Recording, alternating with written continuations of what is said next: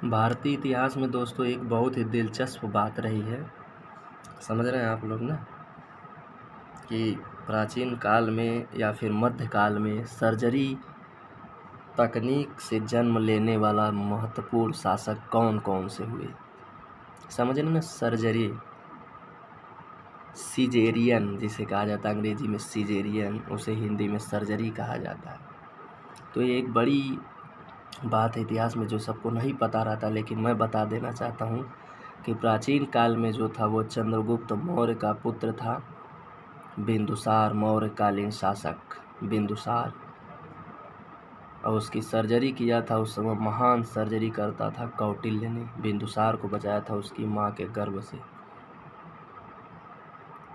ये बड़ी लंबी कहानी है दोस्तों कि वो कैसे उसका ये ट्रीटमेंट करना पड़ा। तो ये कारण है कि कौटिल्य जो था एक सूझबूझ भरा कूटनीतिज्ञ था। वह नहीं चाहता था कि राजा का किसी प्रकार से नुकसान हो। एक साम्राज्य स्थापित करना चाहता था भारत में, लंबा इतिहास उसका बनाना चाहता था ताकि छोटे छोटे जो राज्य आपस में लड़ रहे हैं और बराबर विदेशी शक्तियों का शिकार हो रहे हैं, उनसे हमें निजात मिले। भारत को एक गौरवशाली राष्ट्र बनाना चाहता था। इसलिए वह चंद्रगुप्त के मौर्य के भोजन में विष डालता था प्रतिदिन उसके भोजन में, और ताकि वह उसको मजबूत और शक्तिशाली बना सके, क्योंकि वो किसी के षड्यंत्र का शिकार ना हो सके। और इसी का परिणाम रहा, एक दिन अचानक उनकी चंद्रगुप्त मौर्य की पत्नी यानी बिंदुसार की माँ, शुभद्रांगी था नाम उनका, शुभद्रांगी नाम उनका था, वो ये सोच में पड़ गई कि इन्हें बंद कमरे में खाना क्यों दिया जाता है, इनको खाना मतलब चुपके से गुप्त रूप से क्यों दिया जाता है। उसका पता लगाने के लिए उन्होंने एक दिन इसकी तलाश की और देखा कि ये खा रहे हैं, और उन्होंने ध्यान नहीं दिया, कुछ खाना बचा था और उसी को उन्होंने ग्रहण कर लिया। और अचानक उनकी तबीयत खराब हो जाती है और पेट में उस समय उनके बिंदुसार था।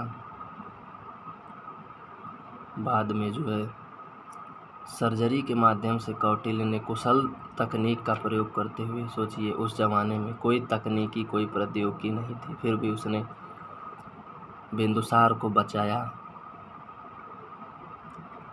और यही कारण उसके पूरे चेहरे पर बिंदु बिंदु तमाम प्रकार के जहर नहीं होता, फैल जाने से इन्फेक्शन हो जाता है, तो इसके माथे पे चेहरे पे बिंदु बिंदु छाइयाँ थी, जिसके कारण उसका नाम बिंदुसार पड़ा। और वही बिंदुसार है, सोचिए उसी का पुत्र अशोक हुआ। इतिहास, प्राचीन भारत के इतिहास में महान सम्राट की गिनती में आता है उसका नाम। सोचिए कितना बड़ा ये क्षण महत्वपूर्ण रहा। अगर बिंदुसार ना होता तो अशोक ना होता, और अशोक ना होता तो मौर्य साम्राज्य आज नहीं होता, कोई जानता नहीं उसे। तो ये एक महत्वपूर्ण शासक था, जो समय था जिसकी मांग थी उसको उसने कौटिल्य ने पूरा किया, और उसी से मौर्य साम्राज्य कहाँ से कहाँ पहुँचा, बौद्ध धर्म को कहाँ से कहाँ पहुँचाएगा। धम्म का जो शासन किया अशोक ने, सोचिए वो कितना दीर्घकालिक बनाता है उसके साम्राज्य और उसके इतिहास को। आज भी उसके शिलालेखों पर लिखी बातों को हम पढ़ते हैं और उसे आत्मसात करते हैं। इसी प्रकार का एक शासक हुआ मध्यकालीन इतिहास में, सल्तनत काल के इतिहास में लोदी वंश का महान शासक हुआ बहलोल लोदी। सब जानते हैं ना कि बहलोल लोदी समानता के सिद्धांत पर बात करता था, समाजवादी विचारधारा को वरीयता देता था। सिंहासन पर बैठकर वह जो है कालीन पर बैठता था अपने सरदारों के साथ नीचे, ना कि सिंहासन पर। सोचिए ऐसा शासक कितना दयालु, कितना सामाजिक सोच, समानता का सोच रखता था कि हम ऊंचाई पर न बैठकर बराबर में बैठेंगे। इससे उनके सरदारों में उसके प्रति सहानुभूति भी होती थी। ये दिखाना नहीं चाहता था कि जो है हम ऊंचाई पर बैठकर तुम पर शासन करते, हम तुम्हारे बीच ही बैठकर तुम्हारे शासन करें, तुमसे बातचीत करेंगे। बहुत ही उदार और नेक दिल का शासक था, और सबसे लंबा कार्यकाल इसका रहा। सोचिए ये भी सर्जरी के माध्यम से इसका निर्माण होता है, इसको बचाया जाता है। समझ रहे हैं ना, जन्म लेता है ये। तो ऐसे ऐसे शासक धरती पर हुए हैं जिनका बहुत लंबा कार्यकाल रहा, इतिहास रहा।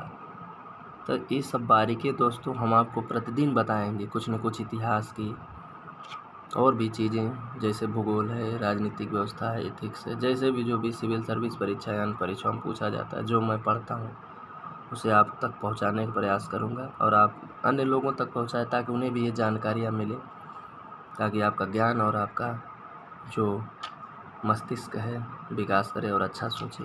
धन्यवाद आप लोगों का।